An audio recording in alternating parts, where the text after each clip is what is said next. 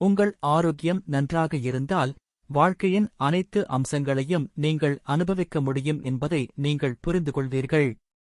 இந்த காலகட்டத்தில் பெரும்பாலான மக்கள் இந்த கோஷத்தை பின்பற்றுவார்கள் மற்றும் உங்கள் கெட்ட பழக்கங்களை மேம்படுத்த முயற்சிப்பார்கள். சந்திரன் ராசிக்கு 9ஆம் வீட்டில் வியாழன் இருப்பதால் நீண்ட நாட்களாக வேலையில்லாமல் இருக்கும் பூர்வீகவாசிகளுக்கு அவர்கள் விரும்பிய வேலை கிடைக்க வாய்ப்புள்ளது.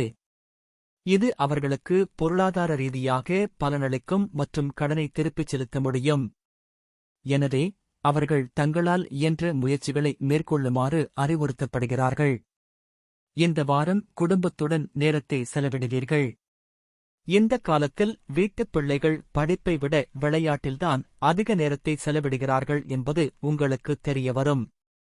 இதன் காரணமாக நீங்கள் ஏமாற்றமடைவீர்கள், மேலும் அவர்களுக்காக நீங்கள் சில கடுமையான விதிகளை உருவாக்கலாம். எனவே இந்த திசையில் சரியான முடிவை எடுப்பீர்கள். சந்திரன் ராசியைப் பொறுத்து 7வது வீட்டில் சனி இருப்பதால் இந்த வாரம் பல சுப கிரகங்களின் தாக்கத்தால் உங்களின் விருப்ப சக்தி வலுவடையும். இதன் உதவியுடன் உங்கள் தொழில் வாழ்க்கையில் புதிய சாதனைகளை பெற முடியும். இந்த நேரத்தில் இதுபோன்ற பல வாய்ப்புகளை நீங்கள் பெறப்போகிறீர்கள். இது நல்ல நேரத்தை ஏற்படுத்தும். வெளிநாட்டில் நல்ல கல்லூரியில் சேர்ந்து உயர்கல்வி படிக்க வேண்டும் என்ற கனவில் இருந்த மாணவர்களுக்கு இந்த வாரத்திற்குள் இந்த வாய்ப்பு கிடைக்க வாய்ப்புள்ளது. அத்தகைய சூழ்நிலையில் உங்கள் நினைவாற்றலை அதிகரிக்க காலையில் எழுந்து பாடங்களை பயிற்சி செய்ய அறிவுறுத்தப்படுகிறது.